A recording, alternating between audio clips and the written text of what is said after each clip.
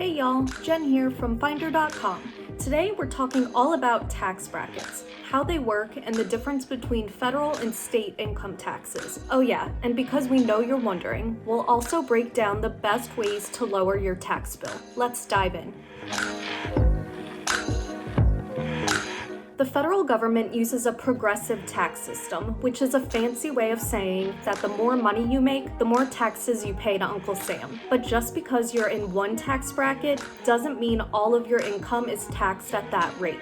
The federal government breaks your income up into chunks, and you pay a different tax rate for each chunk, which ranges anywhere from 10% to 37%, depending on your income and filing status. For example, here's what you can expect to pay if you're single and filing taxes for 2021. Say you're a single tax filer who made $40,000 in 2021. You'll pay a 10% tax on the first $9,950 you made, and a 12% tax on the amount ranging from $9,951 to $40,000. But say you get promoted and you're now making $60,000. In this case, you'll pay 10% tax on the first $9,950 you made, 12% tax on the amount ranging from $9,951 to $40,525, and 22% tax on the amount ranging from $40,526 to $60,000.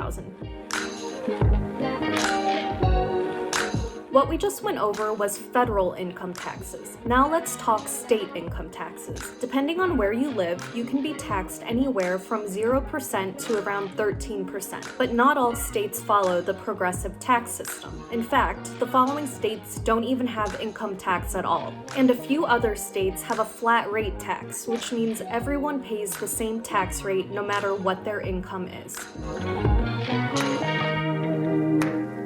If you're stressing about your tax bill, there are a couple ways you can lower it. Tax deductions lower your taxable income dollar for dollar, which could drop you into a lower tax bracket. Common items you can write off include charitable contributions, medical expenses, mortgage interest, property taxes, student loan interest, and business expenses. You also have tax credits, which, unlike deductions, let you subtract the amount of money you qualify for from your total taxes owed, giving you more bang for your buck.